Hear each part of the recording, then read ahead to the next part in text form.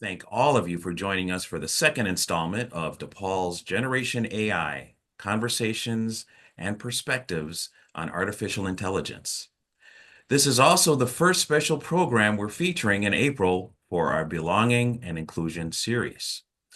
Now, today's topic is AI in an inclusive world, ensuring that we are all at the table, by Dr. Marty Martin from DePaul's Kellstadt Graduate School of Business.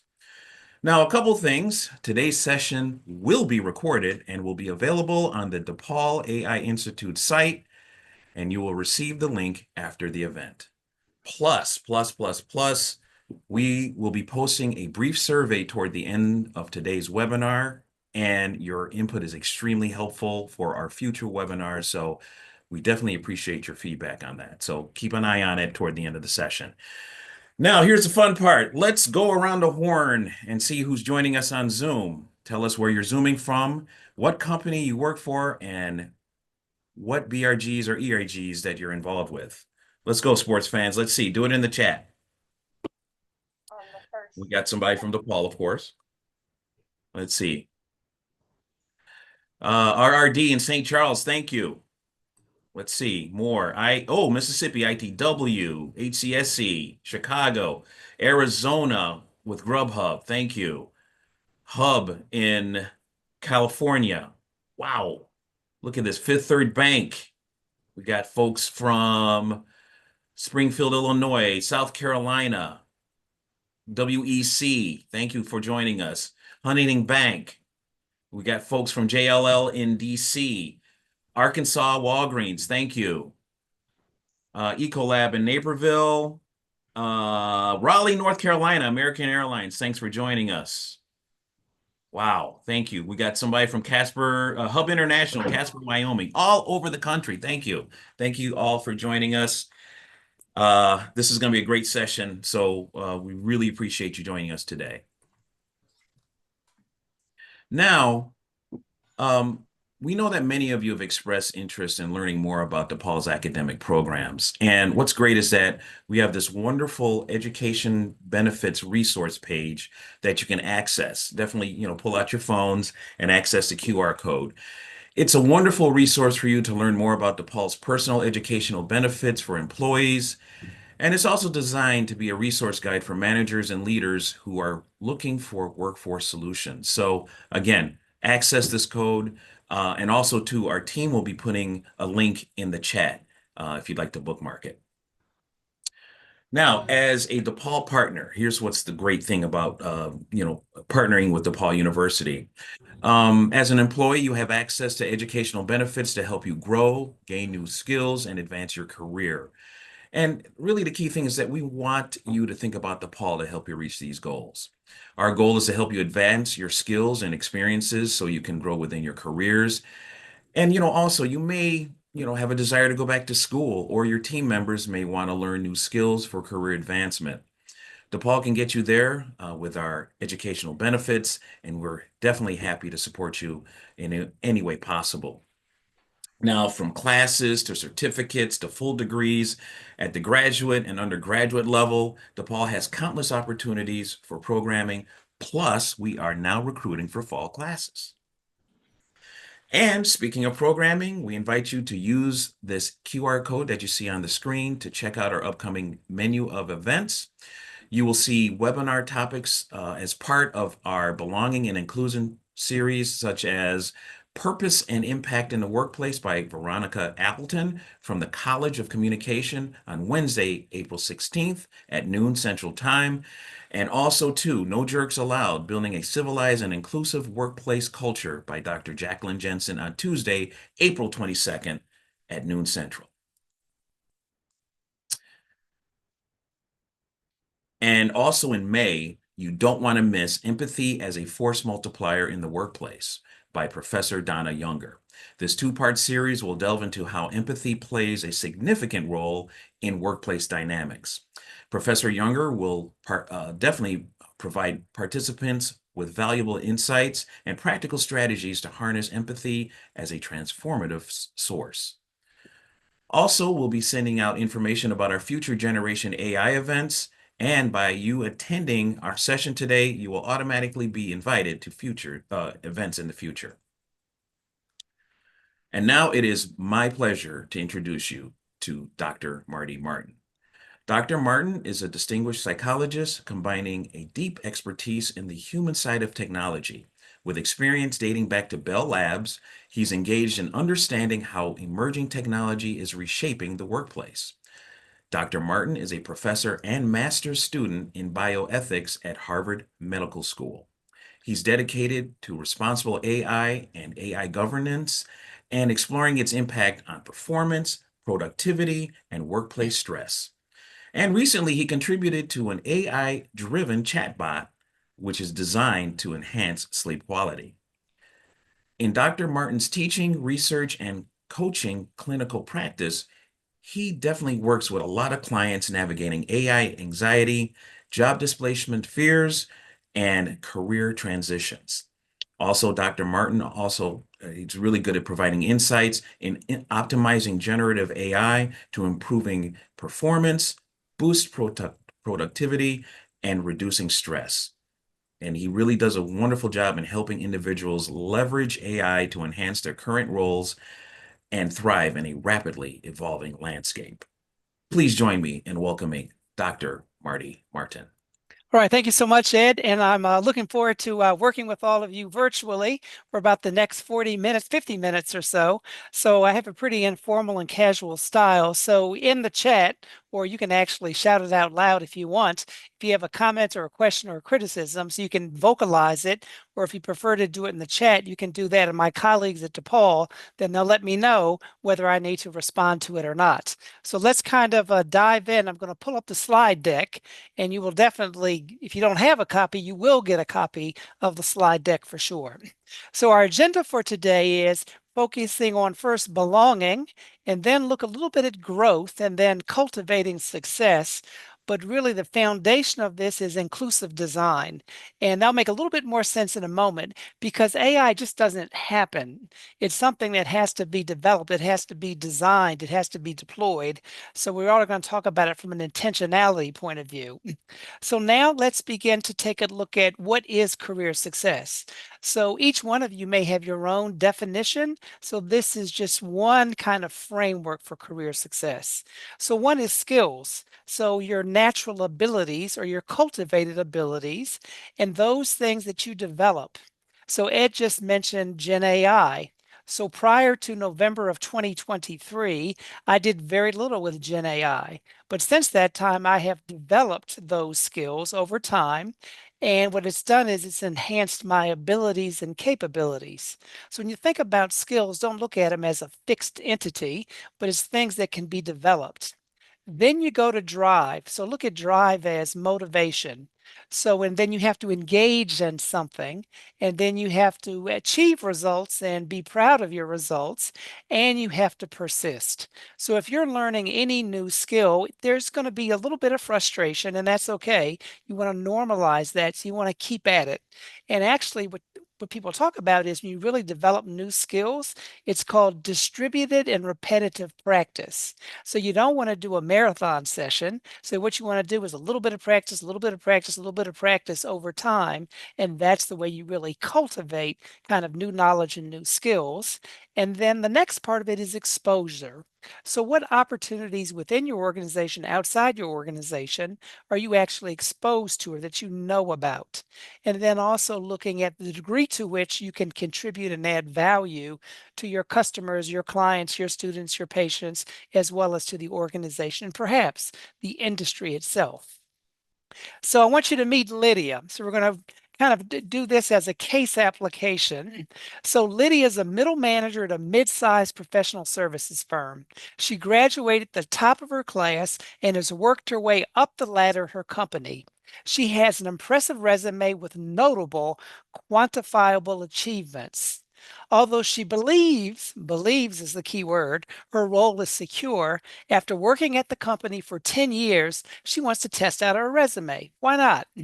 So after applying to more than 70 positions online, she's only gotten one interview out of 70. She's feeling disappointed. Lydia prides herself and has a reputation for being the spreadsheet wizard. She can do magic with Excel. Also, her attention to detail on routine tasks and her analytical skills with large data sets. So that's Lydia. So in the chat, type W if you're worried about Lydia. So just type, based upon that, type W if you're worried about Lydia. And then I'm going to open up the chat and let's take a look at it. So as I'm looking at it, we got a lot of W's, like W's all over the place. So a lot of W's. So I'm curious. I'd like to hear from maybe a couple people. Why are you worried about Lydia? She's got an impressive resume. She's talented. She's a spreadsheet wizard. She's great on routine tasks and analytical skills. Why are you worried? AI can do a lot of what she's good at, is what people are saying. Easy for AI. So 100% you got the message. So here's the thing, is in a relatively short period of time, then her skill set could easily be done more efficiently, cheaper, perhaps more effectively than AI. So that's one thing. The other thing relates to automatic tracking systems, because if she's applying for these positions online and it's for a large or mid-sized company, a human is not looking at it first. An algorithm is looking at it first, and then it's classifying her into like the garbage can, maybe the yes can. And then for the yes can, then maybe a human looks at it. So, and you told me why. So great, that's Lydia. And the sad thing about it is more and more of us, if we're not careful, we're going to become Lydia. So should it matter whether Lydia has AI skills or not? And I think you would say yes. So this comes from a 2024 Work Trend Index from Microsoft and LinkedIn, and they've been doing this for about 6, 7 years. So I would encourage you to take a look at the 2025, it's not out, and the 2026 so you can stay up to date. 66% of leaders say they would not hire someone without AI skills. Lydia is in trouble. So I guess the question is, are you in trouble? For employees, AI raises the bar and breaks the career ceiling. So let's take a look at the startling results from an AI hiring study. And you can see the particular citation there if you want more evidence. So resumes with white associated names selected for the next hiring at 85%. Resumes with black associated names selected for the next hiring, 9%. Big gap. Resumes with male associated names preferred roles traditionally held by women, HR teaching, 52%. Resumes with white female names preferred over those with black female names, 48 to 26%. Black men's resumes, they were never selected. Other candidates preferentially, literally 100% of the time. So you would think is, wait a minute. So when algorithm is picking up names and it's sorting names and then it's classifying names, and based on these classifications, it puts you in the callback, not callback category? Yes. And the reason why that's important is because the algorithm doesn't design itself, it is designed. So when the design of it, you spell out what the criteria ought to be. So that's an important element to kind of keep in mind when you think about the deployment of AI models. Opinion poll. So is the impact the same if a hiring manager, single hiring manager, demonstrates bias in selecting a new employee in comparison to an AI algorithm? So you got a single hiring manager, then you have an AI algorithm, and then both of them demonstrate some bias, the single individual hiring manager and the algorithm. Is the impact the same? So in the chat, if you think the impact is the same, put yes. If you think the impact is not the same, put no. So let's see what we got. We got no, no. We got a combination, some no's and some yeses.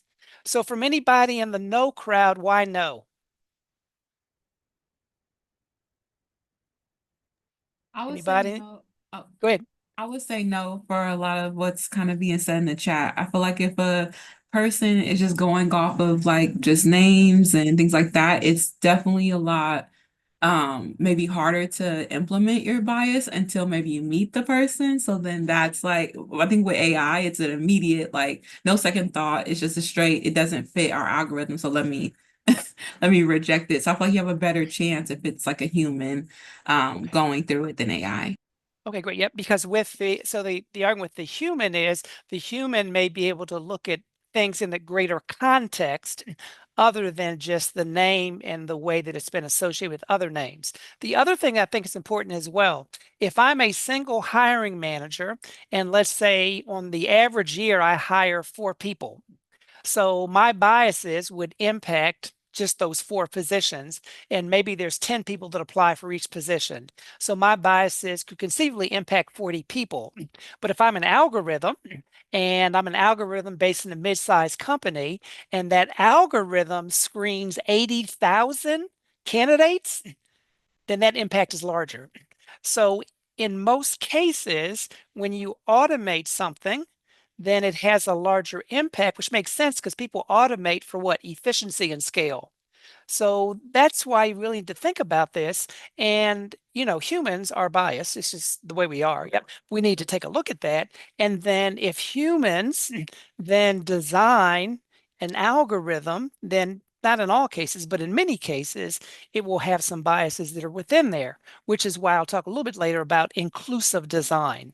So that's one of the challenges. Algorithms tend to have a greater impact because they're sorting through more people than a single hiring manager. So Lydia was rejected. Again, she got one interview, but she applied for 70 positions. So what AI can and cannot do, and you were spot on when I asked the question, and all of you said is, I'm worried about her because of AI.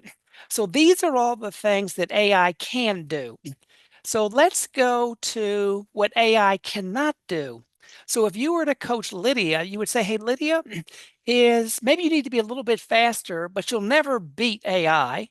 And then she'll never be able to scan larger databases and search more rapidly like AI. She'll never be able to kind of do mathematical and computational things with fewer errors. She'll never be able to make better decisions solely on objective criteria. So again, she probably can't beat anything on the can-do list. But if you heard about a training data set, it assumes that you are pulling from something that has happened in the past. But if it's a truly novel situation, then you can't train it. So remember when COVID-19 first came on, it was called the novel coronavirus. Now, there had been coronaviruses for like thousands of years, but this was a novel coronavirus. So given that, you really couldn't train it on a novel coronavirus because it was the first time. So, and what AI really can't do is develop unique insights, because remember, it's all based upon patterns, unique insights. It can't quite think intuitively, so gut feelings, emotionality, wisdom, if you will, or a lot of abstractness with regard to a lot of complexity and novelty built into it, or engage in social interactions. Now, some will say, well, that's not true, Marty, because I, have conversations, if you will, with my chatbot.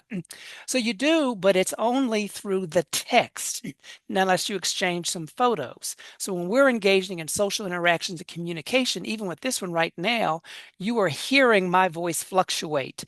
You are also seeing my verbals and my nonverbals. So that's a lot of information that's rich information with regard to communication. And with at this point, it can't really demonstrate emotional intelligence in terms of self-awareness and self-management. Now, it can correct something that you have, which is different from managing yourself, and express nonverbal and paralinguistic communication. So what a lot of people are saying is yes, develop those AI skills in addition to those skills that are a little bit more human focused, communication focused, strategic focused, creativity focused, innovation focused, empathic focused, conflict resolution focused as well. So yes, you told me she was, and I agree. So let's take a look at going back to the case, is quantifiable achievements. In a lot of cases, AI is going to beat her on that. Spreadsheet wizard, AI is going to beat her on that. Routine tasks, going to beat her on that. Analytical skills, beat her on that. Large data sets, beat her on that. So again, you really want to kind of take a look at your role now and almost do that assessment. So that will give you a sense of to what degree are you exposed to risk. And then if you are, then what do you need to do with regard to decrease your exposure to the risk? And a lot of it is clearly develop some AI skills, but AI skills plus. Dr. Martin, I have a question. I'd like Yes. to jump in on that. This is really interesting because and I was looking at someone in the chat. They mentioned soft skills versus hard skills. And what we're seeing and hearing are that companies are really looking at skills to help fortify their employees. Are you seeing out there that, because of this growth in AI, that the companies that you're talking to, are you hearing them talk more about my people need more soft skills, or we need people that are coming into our company to have these soft skills? Because hard skills, typically it's like quantifiable. What are you seeing out there? I'm hearing two things. Yep, so I'm definitely hearing is increase those soft skills. And what I'm also hearing as well is make sure that whatever your role happens to be, that you know how to leverage and optimize a number of different AI tools. So not that you're coding, not that you're programming, not that you're developing, but just like a spreadsheet, you know how to use it. So Lydia, since she's a spreadsheet wizard, she could become the Gen AI wizard, or she could become the machine learning wizard, not in terms of development, but applying it. So I'm really hearing, yes, Ed, you're right. Soft skills plus making sure you can fully utilize these new technologies. Does that help or not? Yes, thank you. Okay. Yep. You're welcome. Great question. So again, and I've kind of given you a list. So she needs to really build a bridge between both sides of these. So it's not either or, it's a both and. And the other thing that you really want to keep in mind, going back with Ed's question he just raised, is to become the human in the loop or the expert in the loop. So some of you, if you've played around with Gen I, maybe you wanted to edit something or do something, then you have to proof it. So proof it for material accuracy because of hallucinations, proof it for kind of flow and organization, proof it for style and tone and political appropriateness within your organization, soft skills. Proof it for your own voice, if you will, for genuineness and authenticity in your branding. So that's when you're the human in the loop or expert in the loop. So you definitely need some subject matter expertise so you can actually leverage this tool. So those would be some other suggestions for you. So AI won't replace humans, but humans using AI will. So I'm afraid this may not be true for Lydia now, but it's likely to be true for Lydia. And the big question is it true for you? That's the big question. And if indeed is, if you're saying not really, because I'm gonna retire in like 3 years, I could care less, then maybe it's not true. But if it's like, no, I got a good 10 to 15 year runway, and 95% of my time is on the spreadsheet, it's probably true for you. So it's okay to be in denial, but don't be in denial for a long period of time. And is it that you don't belong or you have no longer have the job person fit? Because there's some estimates out there that say is that yes, some jobs will go away. Like there's really no more file clerk jobs, no more typing jobs, very few blacksmiths. So those jobs have gone away. But for many of us is our current roles, they will be more and more infused with these AI technologies. There's a great question in the chat. How do you get the subject matter expertise when the actual tasks are done by AI? Okay, great point. Yep. So let's say, for example, I'm not an accountant, but I'll make it up. Say you're an accountant. So you're an accountant and you have a CPA and you got a bachelor's degree in accounting, and then you did the CPA and you have 10 years of experience, and your thing is accounting for family businesses.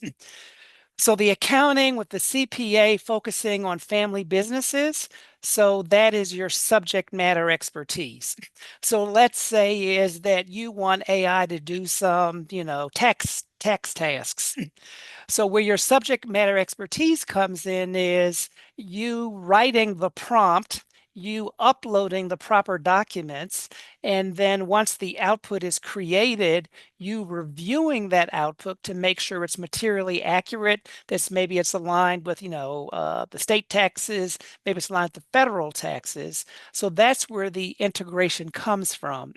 So some are saying is that like a spreadsheet is a tool. Some people are saying is for a lot of these generative AI, I'm going to call them technologies, not a tool. Some are saying use it as a tool. Others are saying it's more than a tool, it's like a team member. So maybe you're working with a new family business that has a division in Taiwan. It also has a division in Ethiopia. And so you're not familiar with those particular tax laws. You're a very small firm. So maybe you pose some questions and then you get the output, and then maybe you don't understand the output, or you may say, well, what's the source of the output? Can you give me the original kind of code? So in that way, it's almost as if you're delegating certain tasks to this digital agent. So when you hear the term digital agent, that's when really these technologies are more than just a tool. They are like another worker, if you will, but an autonomous worker, if you will, a computer worker, if you will. So that's why the subject matter expertise is critical, because if you don't have the subject matter expertise, and I gave the marketing example, and for me, a lot of what I do is sleep, then you don't really know how to be the human or the expert in the loop, because you have to input it with this subject matter expertise. Okay, so what about this? So job person fit is one element to belonging. So as you can see here, robot is saying, get out of here. Yep. So it could be for this particular worker is the job changed on them so quickly that humans do not belong. Humans do not belong. So again, you really want to think about this belongingness. Or in this little case, so this poor little boy is trying to get in, but it's kind of like, behind on the other side of the door, it's like the robots, like you don't belong. So it is the case some people will be displaced because those jobs no longer fit for the organization. So when you think about belonging, so if we feel as if we do belong, belonging is a protective factor. And what it helps us do is regulate our behavior. Because when you have a sense of belonging, then you have what's called attachment. And you also trigger something that's called oxytocin, which is the bonding hormone. So this is actually something that's biochemical. And when you belong, then you also have social support, which can buffer and manage stress, and it negates feelings of loneliness. And then you've heard the expression is better together. So we can also build some resiliency. So those are some features of belonging. So AI, the way that it's being deployed in organizations, it could facilitate belonging. Belonging might remain the same, or it could interfere with belonging. So go back to Lydia, and then also go back to the other story that I shared with you that looked at the different names as well. So in both of those, you can see about the belonging. So belonging is showing up with your authentic self and getting a thumbs up. So that's why I wanted to mention is that even when you utilize it, you may want to check for your own voice, your own style, your own persona when you have this output. So that way, as much as possible, it's kind of aligned with your authentic self. And it goes to the point that was raised when we talked about Lydia, and the individual said is if it were a one-on-one human to human interview, then you'd be able to pick up on things greater than just the name. So again, the belongingness is having some context about the person, a little bit more depth about the person, other than variables. So a name is a variable.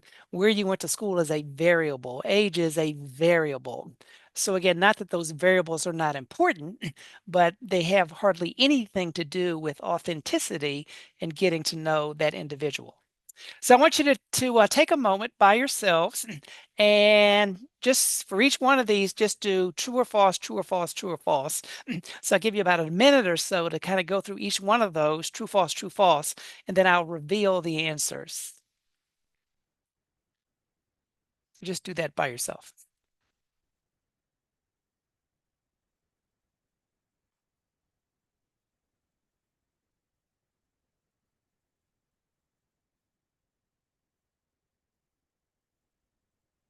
So belonging at work, each one of those, true or false.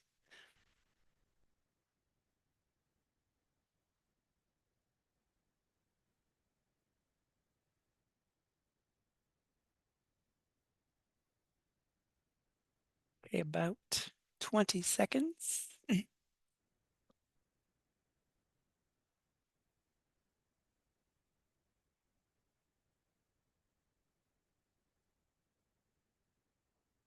All right, so this really relates to the deployment of AI in your organization.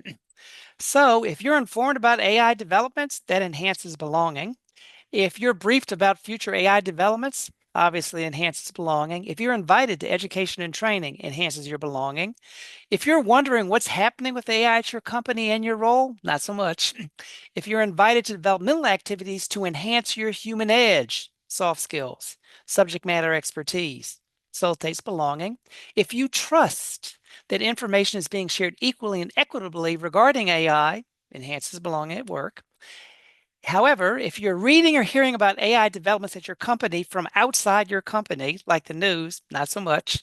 And if you trust that all employees are being supported with AI implementation, then moves towards the belonging. So you can really see the connection between belongingness, and the way that AI is kind of deployed throughout the organization. There's another aspect about belonging in AI, and it's this: are departments fighting over who leads AI? So when Ed gave the introduction, he gave the introduction as psychological training, worked at Bell Labs. I do not have a degree in computer science. I do not have a degree in mathematics. The only stint I did in kind of an IT related field was when I was AVP of HR and HRIS. So HRS is Human Resources Information Systems, but have been involved in some digital mental health startups, primarily as a subject matter expert on the insomnia side. So when I do presentations around AI, mostly in the healthcare space, is inevitably there will be a chief information officer that will challenge me um, about, well, who are you? And you're not an IT person, so what do you know? So, sometimes there's like a little turfdom. So then what I'll do is I'll kind of remind that person, I'll say, you know what the first paper that was ever written in AI? And then some know, and most people don't know. I said it was in 1950. And it was by a guy by the name of Alan Turing. So if any of you saw The Imitation Game, it featured Alan Turing. And then I say, well, what was the name of the journal for that first paper in AI in 1950? And the name of the journal was the Quarterly Journal of Mind and Philosophy. Mind and Philosophy, which is kind of psychological. So the reason why I'm saying that is don't feel as if you do not belong in the implementation of AI in your organizations because you are not a computer scientist or because you can't do R, you can't do Python, because it is multifaceted. And if you think about the human in the loop, expert in the loop, then it's really in using it as a digital assistant to help you, and then also using it as a tool, you have every right to be in the space. So you just have to really kind of remind yourself of that. And it also plays out on a departmental basis as well in many organizations, which goes to this whole thing about othering. So again, that's kind of the antithesis of the belonging. So there's many dimensions of othering. So is this like real or hype? So again, we go back to that. This is real for some jobs and some positions. It is not universally real for every single position on the planet. So again, there's a lot of hype about that. So let's take a look at companies using EI in at least one business function. So if we go in 2017, it's about 20%. So if we go a little bit higher here, we're close to like maybe 70%. So will it get to 100%? No. It may cap out at about 95%, but clearly, if you were to do a line, it's increasing over time.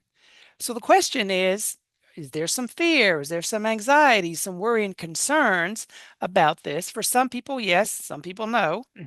The other thing is when you really think about this, particularly if you're feeling a little bit of worry, some anxiety, some fear, is there's an acronym that I'm going to share with you which may help from an organizational perspective. And it's called the peace tenets. So as much as possible, when you are rolling this out, when you are implementing this, you want to do this in a psychologically safe way. And that's an empathic way because you're recognizing that people may be anxious, rightfully so. They may be fearful, rightfully so. They may be worried and concerned, but you want them to be able to express that and express alternative points of view without fear of, I'm going to get fired, I'm going to get demoted, I'm going to get ostracized, I'm going to get marginalized, I'm going to get, bullied. And then acceptance of where they're coming from, recognizing is that they have the ability, the capability, and the motivation, the drive to grow. And then the connection as well. So really making sure is that people are connected to people, because that goes back to that source of support, which derives from belongingness, because you really can't really belong by yourself. And then also embracing kind of the agency of individuals. So that's their ability to make decisions, their ability to kind of map out their particular path for themselves that's kind of right for them. So here's the aspect. If you take a look at that plant, hadn't been watered, doesn't have a disease, but hadn't been watered, it's hard to grow and succeed if you don't have water and nutrients. So when you really think about AI deployment in organizations and belonging, it is as if you are watering the plant, so that way the plant does not look like that. Now there's another piece with regard to AI, but before I get to this, is maybe in the chat if people can respond yes or no to this question. How many of you routinely could be once every 3 months, once a month, do digital detoxes? And what a digital detox is, you intentionally, deliberately, and purposely, for maybe a 5-hour block of time or 24-hour block of time, you just disconnect. So let's see. So we got some yeses and nos, yeses and nos. So yep. So a lot of looks like maybe slightly more no's, but some yeses. Yep. So I'm curious. So for a couple of the yes people, why do you do that? Sound like it sounds cruel. Why would you do a digital detox? Anybody? Peace, sanity, peace, center myself, my own mental health. So clearly, so there's some benefits from doing this. So let's take a look at there's a concerning picture that is arising as we use more and more AI tools, and as we use more and more AI as a digital agent, a digital coworker. The worry is that people are going to be disconnected from human relationships, which could increase loneliness and then minimize not only our psychological and mental health and our emotional health, but our social health and our physical health as well. So when you really think about the loneliness in the workplace, it's when you're not growing, because we really do grow around others, and there's no sense of belonging. So these are things that you just want to be mindful of yourself, as well as if you are leaders and managers, be mindful of as well. Because the World Health Organization, probably about 10 years ago, said there's a loneliness epidemic in the world. And the United States Department of Health and Human Services 3 years ago came out with a whole series about how we need to address loneliness in the workplace. So here's another aspect of this. So it's hard to grow and succeed if you are experiencing fear, anxiety, and victimization. So that's why I wanted to introduce the peace tenets for you, because those are some ways that you might be able to prevent or counter some of these feelings. So this is a study that was done by Gartner, and Gartner, Gartner, is a great organization to follow for AI trends. So you can just Google that. So 5 employee fears of AI and how to overcome them. So let's take a look at table number 1, and you can see the 5 fears. Job displacement. So that's real for some, but not for everybody. Inaccurate AI. That's why I emphasize you are the subject matter expert. I gave the example of the accountant, and you need to be the human and the expert in the loop so that way you increase the accuracy. Also, the unknown. So the unknown prompts uncertainty. So there's something that's called the black box. And the black box is AI experts really don't know why the AI model came up with this answer. So if you were to arrive at an answer and I were to ask you, I'm just curious, how did you arrive at that answer? And you would say, great question, Marty. I did 1, 2, 3, and that's how I came up with this. So for a lot of AI models is they can't tell you they did 1, 2, 3. In part is there could be thousands and thousands of parameters. So that's called the black box. And the black box is related to transparency. The other is reputational damage.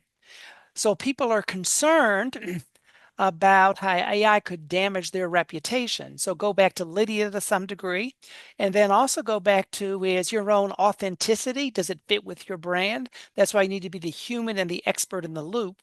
And the other relates to data insecurity. So these are common fears. And those fears may inhibit your sense of belongingness, embracing growth, and career success. So fears are rational when there is a perceived threat. So now let's take a look at some ways to address these fears. So one is become a partner on AI education. So if you're a leader or manager in your organization, do you hit for those jobs that you have determined will be eliminated or substantially changed? Are you providing education? Are you providing support? Do you have a career development plan for these individuals? And then for inaccurate AI, co-create solutions with employees. So the co-creation is human expert in the loop. For the unknown is over communicate and then communicate in multiple ways. So if you kindly would write down or type down 4 M's. So just do M. So again, M. And what that stands for when you're communicating is multiple messages maximize the message. Multiple messages maximize the message. So so what that means is that you have to communicate in the written format, a kinesthetic format, a visual format, an auditory format, short, long, video, text, art, music. So in a variety of ways, because when you do that is you're being more transparent, if indeed the communications are true. And then for reputational damage, you really want to think about the ethical implications. So you might say, well, what is ethics? So in essence, ethics is good, bad, and there's value statements about what's good and what's bad. It's also right, wrong. And again, there's value statements about right, wrong. And then for the data insecurity, let people be aware of some of the risks to them and their reputation, as well as to the organization.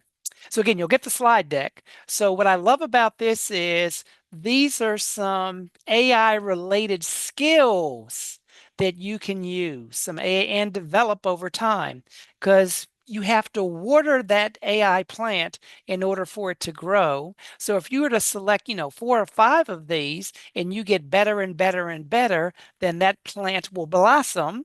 But if you decide you're not going to do that, that's okay. You can decide not to do that. Your plant may look like this. There's no reason for your plant to look like this.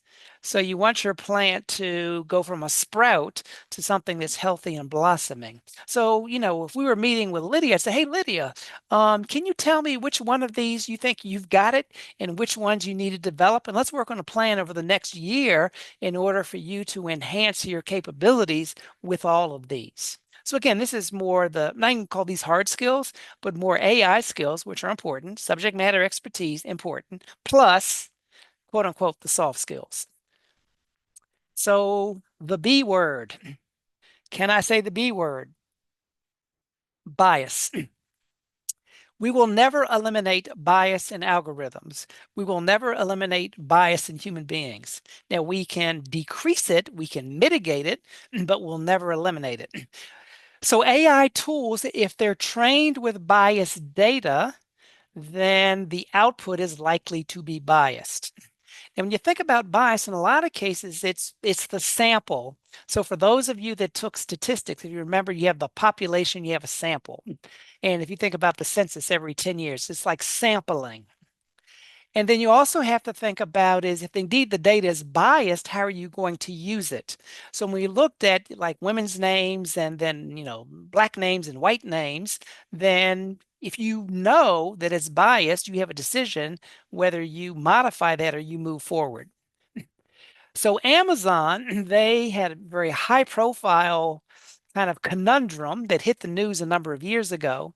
And what it found is for their AI tools that they were hiring favored applicants based upon certain words and more likely to hire those that were males.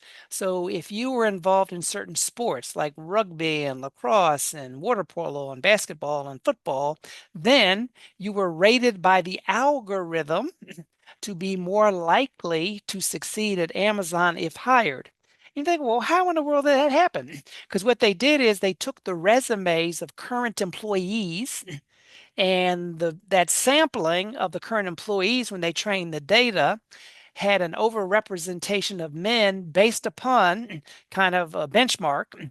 So then if you train it on that and those are deemed successful employees, then when you upload your resume, it's going to do the match. And if you don't have anything related to those sports I just mentioned, and if you don't have a male name according to the algorithm, then you're going to get a lower rating.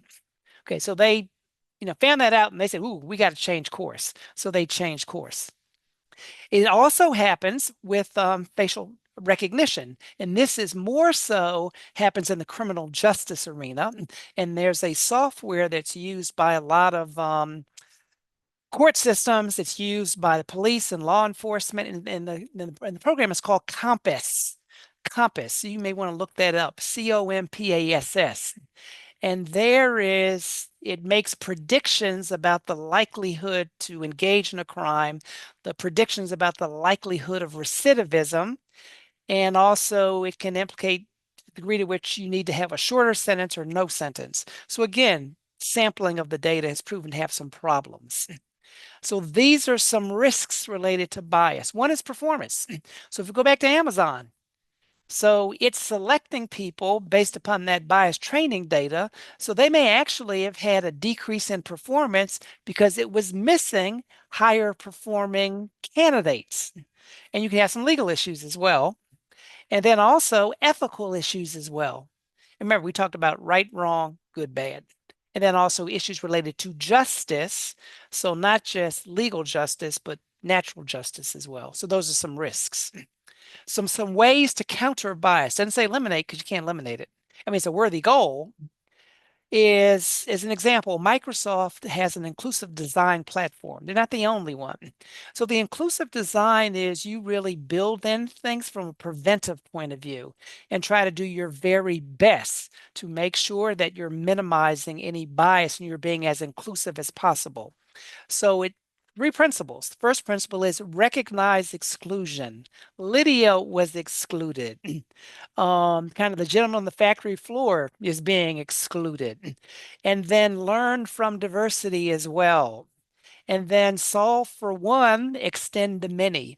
Because if you actually solve the problem in the algorithm, because we said is algorithms have a wider impact, then you're going to lessen that negative impact on others. And accountability matters. So this shows you this factory, there's no kind of, pollution that we can see that's coming out of those smokestacks. So if this picture was from the 1970s, you'd see a lot of pollution, but now not so much. So this is actually a court filing as it relates to accountability. So it's Derek Mobley was the plaintiff. He's the one that brought forth the suit versus Workday Inc. Workday Inc. is a applicant tracking system. So for many of you, if you apply for a job and you may, take you to another website, and you may see in the URL that you went, I'm making this up now, yep. So you went from like Northern Trust and now you go to Workday. So that's just an example.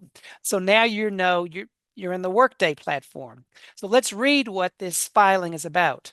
So Derek Mobley, plaintiff, brings this action for employment discrimination, so legal and ethical, I would argue, against Workday Inc., so that's the applicant tracking system, alleging that Workday's algorithm-based applicant screening tools discriminated against him and other similarly situated job applicants based on race, age, and disability.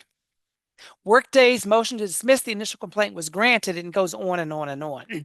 So again, you can see that some of these matters are remedied in the court system, but you want to make sure as you take some preventive actions so it doesn't get in the court system.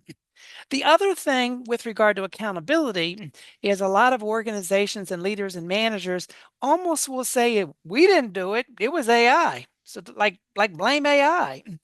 Blame the algorithm. We had nothing to do with that. It's the algorithm. So let's read this. Algorithms are, on the one hand, products and services of organizations. So if you think about Grammarly, which is an algorithm, that's a product. If you think about Workday, it's a product and a service.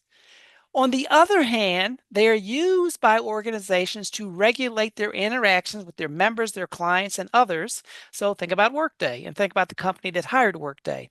So your algorithm doesn't know me, your algorithm doesn't know me, which goes back to a comment that was made earlier. So organizations do have some responsibility for the algorithms. So you can't put it 100% on the algorithm. It's like, well, why did you decide to use that algorithm? Are you trying to improve that algorithm? So again, this is not universally true. Now, I would encourage you to read this when you get the slide deck. So there's some other aspects as it relates to belonging and inclusion about the development of AI and the use of labor in many African nations and looking under the conditions in which they are testing and checking all these models. So that's something that you want to take a look at. And most of those things happen offshore. So as we begin to wrap up, and I'm going to open it up for some comments and questions and criticisms. So do you have anything I can put in my toolbox? So what I did is I prepared a handout for you, and then that handout will be either uploaded or distributed sometime after this presentation. And I did it from the point of view of the AI life cycle. So when you think about the AI life cycle, you have the requirements and planning phase, then data collection and preparation, model development and training, model evaluation and testing, deployment and integration, and monitor, maintain, and I would add improve. So let me give you an example of the organizing framework. So that's the AI life cycle up front. So then what I did is for each one of these, I put the technical focus. So that's really, what are the technical aims? And then I said is, okay, what's the career impact on those individuals that are in AI roles? And also, what's the career impact for those individuals that are impacted positively or negatively by AI? What do you need to consider from a social and institutional point of view? So think about belonging and growth. That's really for leaders and managers and maybe OD consultants. And what do you need to think about from your own point of view as an individual, as well as what do you need to do or think about doing to enhance your own competency? And again, I divide in two sections. So for those of you that are working in the AI space and those of you that are not. So with that, I'm going to take a sip of water and then open it up for comments, questions, or criticisms. And then my colleagues at DePaul let me know if you want me to address anything in particular. Well, let's see here, Dr. Martin. Obviously, another good presentation as well. And as you, many of you might right now see that we do have our survey up. Please, as we're going through the questions and such, answer these questions. Let us know what you thought about today's session. We could definitely use your feedback. And I know that we're coming close to the top of the hour, but before you leave, if you can complete this survey, we definitely appreciate it. Dr. Martin, good question here. We had someone that said, how are companies are, and when they're thinking about best practices, how are they working to make AI more inclusive? And pretty much given what's been going on in the current administration, have you heard anything on how companies are tweaking or making sure that AI is inclusive? Yep, so great point. Yep, so within our current context, which is changing relatively rapidly, is there no best practices.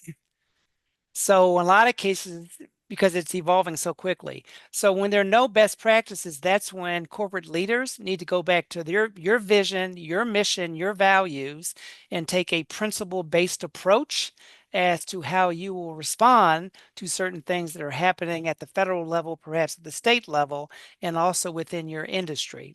But I think it's important to continue to take a look at when you think about inclusion. So you have to think about the whole person.